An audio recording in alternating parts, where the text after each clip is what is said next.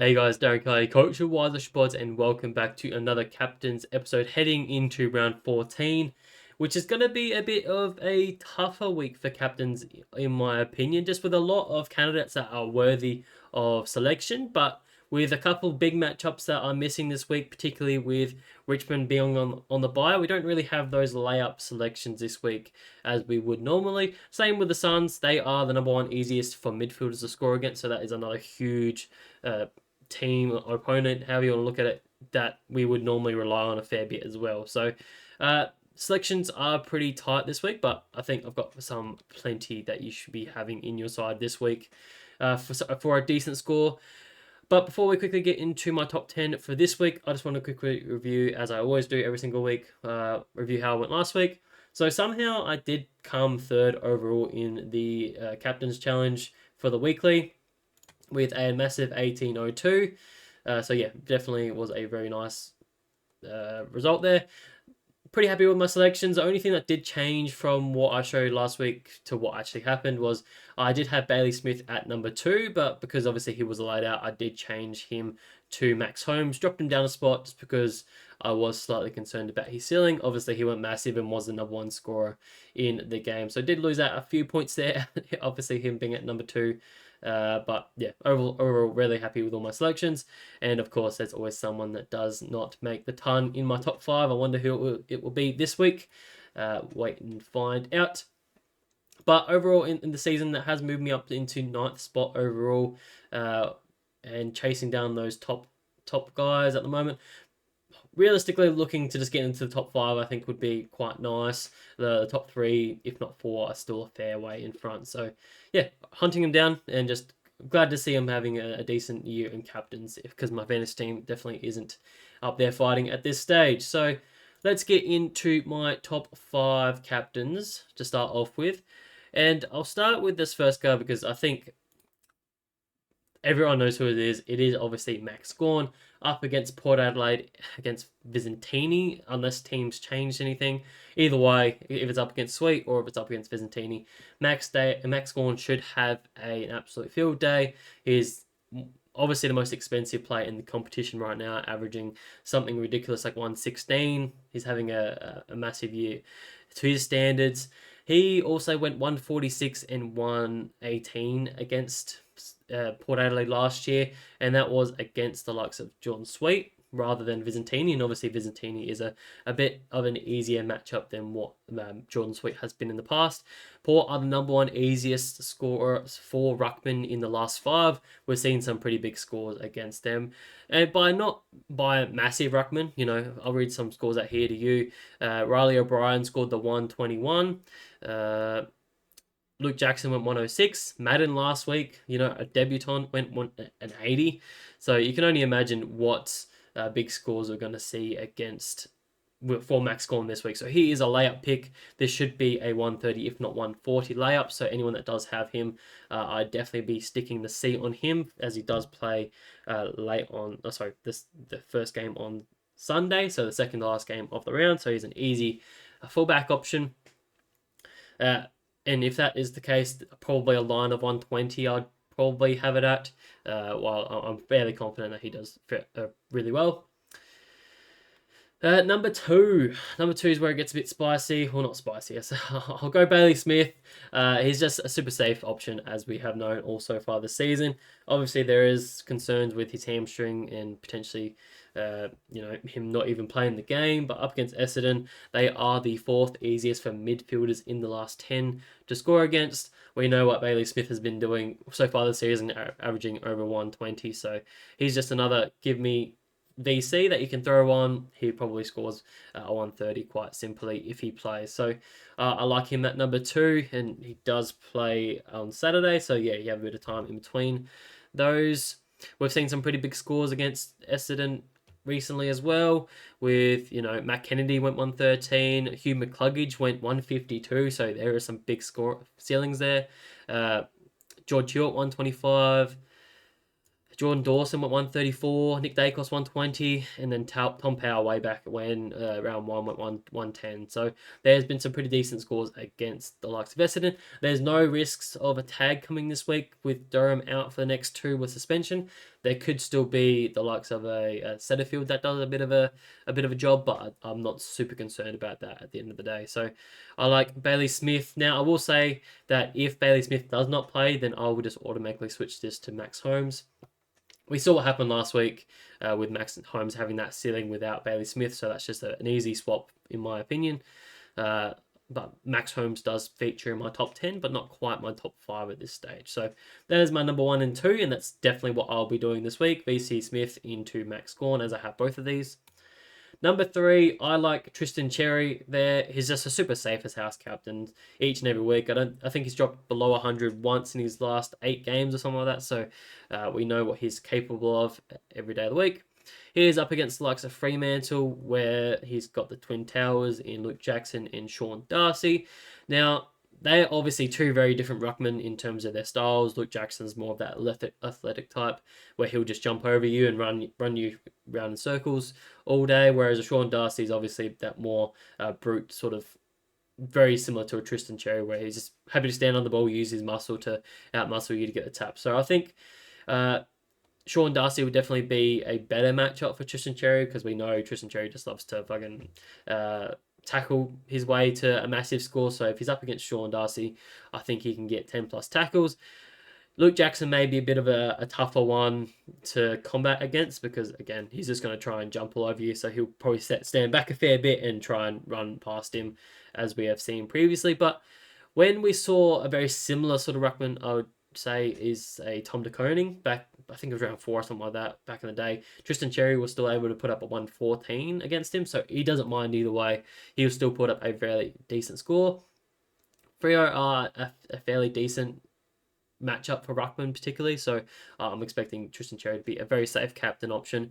Maybe not the super ceilings of 130s, but definitely in the 120 ranges I can see this week. So yeah, if you have him, he's a very safe captain option. Number 4 is the man I am bringing in this week, and that is Andrew Brayshaw off his break up against North.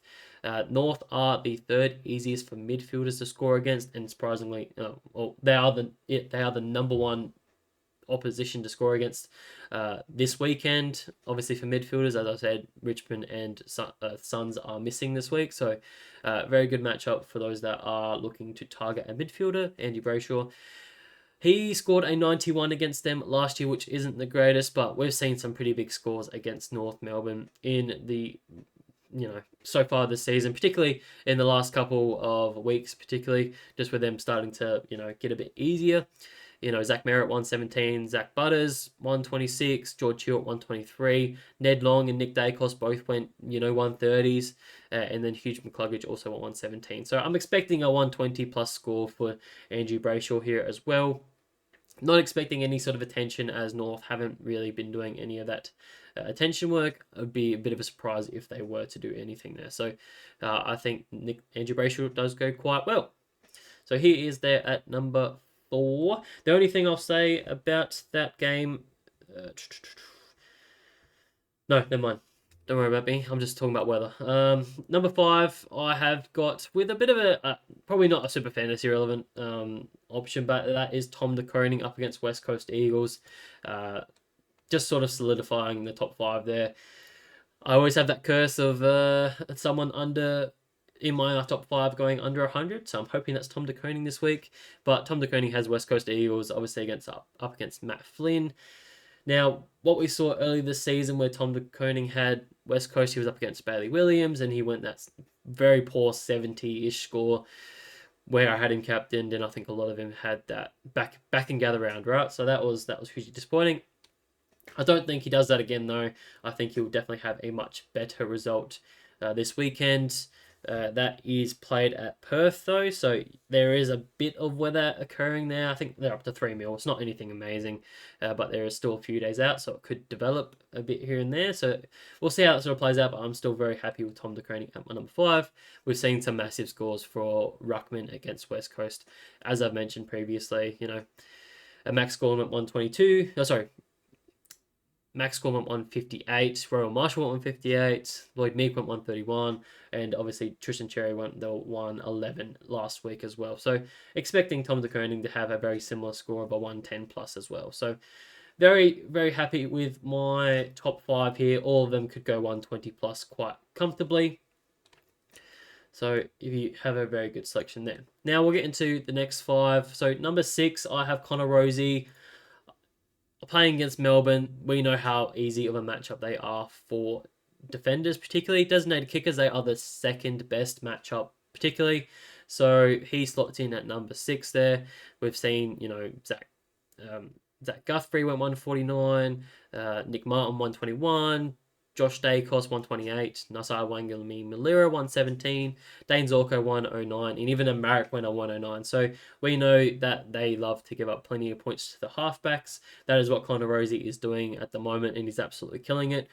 With 2 scores above 120 in his last 4, averaging something like 115 as well. So he's loving this halfback role. He scored a 113 against them last year as well, back when he was a midfielder. So I'm expecting a 120 plus score from Connor Rozee as well, and could easily be part of my top 5 if I didn't have a slight concern that he could be potentially tagged by a Sparrow or an Ed Langdon, depending on what they want to do. So he just misses out on my top 5 for those sort of reasons, but I still think he's a very valid captain option.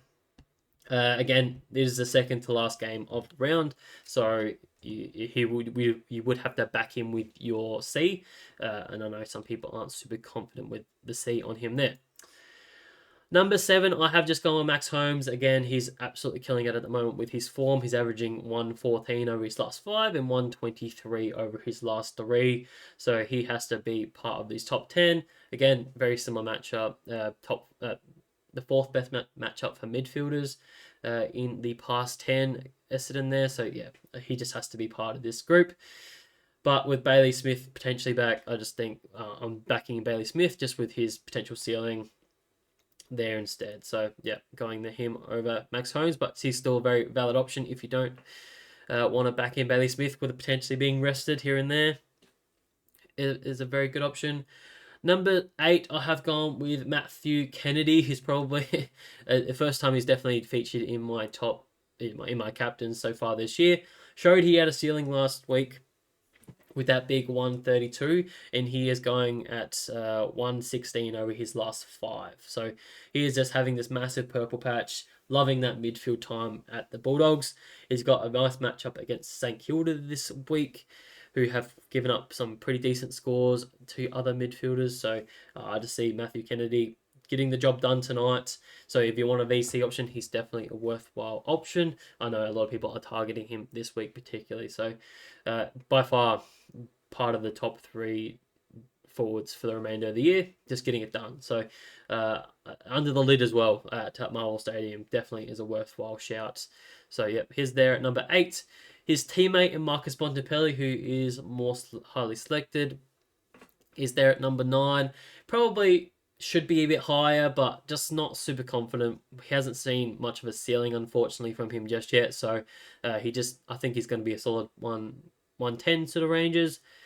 I don't expect much attention from him. I don't see a Windhager going with him just because Bontempelli's just too big for a Windhager to even try and put any size on him. I think he just goes forward and kicks a couple as well. So I think he's a very valid VC option if you just want to throw the VC tonight and have a stab in the dark. Marcus Bontempelli could absolutely go huge. But I just haven't seen the ceiling from him just yet. But he's coming into this nicer run of form, so I'm hoping he does go big as an owner. But he sits there at number 9. Obviously, St Kilda are a decent matchup, but not the best. They have been a bit tougher this year than what they have been in the past. He did score the average 110 against them last year, where his teammates went much bigger. So shows that he's not always depended to go huge sometimes. So he's there at number 9. And the last one I've thrown in there as a bit of a stab in the dark for those that are trading him in is the likes of Bailey Dale. He went a massive 160 against them last year when they were a much better designated kick-out sort of matchup. They're still pretty decent for that sort of matchup, but not as good as they have been in the past. But I think, yeah, he could definitely go huge with a decent run of form over the last 5 or 6 games. He obviously had that 40 40 touches not long ago, where he went like 150, and obviously had a 120 last week as well. So he's finding some form, so I could see him definitely having a bit of a ceiling game this week. So again, if you want to have a bit of a stab in the dark as your VC option, I definitely think Matthew Kennedy is Bailey Smith, Bailey Dale, bloody hell, is a valid option if you just want to find that ceiling, right? So yeah, he's definitely a worthwhile option. A few honourable mentions, obviously Zach Merritt against the likes of Geelong. Definitely someone that I looked at, but with Mullen potentially tagging someone, it could easily go to Zach Merritt. As we know, he's by far the most damaging player in their team, so I could definitely see that happening. So hence he misses out on my top 10. Plus that halfback, half forward role, or whatever he's playing at the moment. I just want no bar of it, so I'm just not even considering him at the moment. Jordan Dawson was another one that obviously is always been featured in the captains most every week just because of how good he is. But he's up against Hawthorn. He only scored a 60 and he did not play in the 2 games that they played against Hawthorn last year. So I'm just not got no confidence that he's going to put up a decent score. I think Nash plays on him fairly comfortably with just the size v size sort of scenario there. So yeah, I'm just not confident on him as a captain option, so I'd steer away. Tom Green was another decent option that I thought could have been valid in the top 10. He played against the Brisbane Lions 3 times last year for 127, 98, and 111. So definitely a pretty valid option, but I just don't think we've seen the consistency or the ceiling from him to be a valid option. You could throw a sneaky VC on it if you're struggling for options, but I think by this stage of the season, we've got at least one of those top 5 guys you can easily throw the VC on that are much safer options. So yeah, he just missed out on my top 10 there.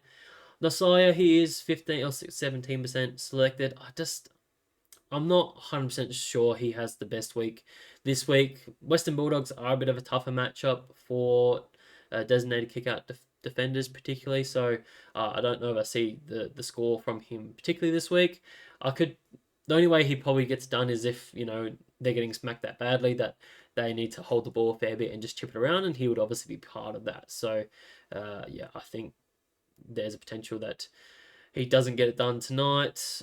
But yeah, I think that's about it. To be honest, I could see either of these Colton boys going massive against West Coast. We know West Coast are a pretty decent matchup. I'm not a fan of Zach Butters. Go check out my trade mode video if you want to find out why. Tim English could definitely have a field day against Rowan Marshall. Similar with Rowan Marshall against Tim English. They do love bursting each other, and they both have very good histories. But Rowan Marshall's not in the best form. Tim English has been a bit more of a restrictive ruckman so far this year in the later stages so far. So yeah, I'm not really a huge fan of either of these options. But I think that's about it, to be honest. I won't make this video too long with blabbering too much. But yeah, I think you've got plenty of options this week overall. Like I said, what I'm doing quickly is just going Bailey Smith into Gorn. If Bailey Smith does not get up for the game, which we will not find out into an hour before the game, I'll just be slapping the VC on the likes of Holmes, who obviously is in a purple patch at the moment with what he's been putting up in the last 3 weeks particularly, and obviously up against a very decent matchup for a while. But ultimately, I'll probably be running into Max Gorn this week against the easiest matchup for Ruckman. So I'd have to probably have a 130 line pretty comfortably there. And I'm also just wanting to put it on him a fair bit just because it's probably the last time we'll be using him as a captain for a little while. He's got 3 very tough matchups post his bye. So yeah, we're probably talking about a month where we won't be using him as a captain option. And potentially we may even look at trading him out at some stage then as well. So it could be the last time we use him as a captain option all year. Look at that run though. He's gone pretty much 10 games where he hasn't dropped under 100, only under 110 once in that period of time is ridiculous as well. So his form is unreal. Safest captain you can trust. So that's why he is my number 1 there. And if you have him, you just trust him with it. So all the best, guys. Have the best weekend you can. Hopefully, fantasy goes well for you and you have a killer score. There's some very fantasy relevant games on tonight and yeah, throughout the weekend. So hopefully you enjoy, and I'll catch you guys for Monday's team review. Take it easy. Cheers. Bye.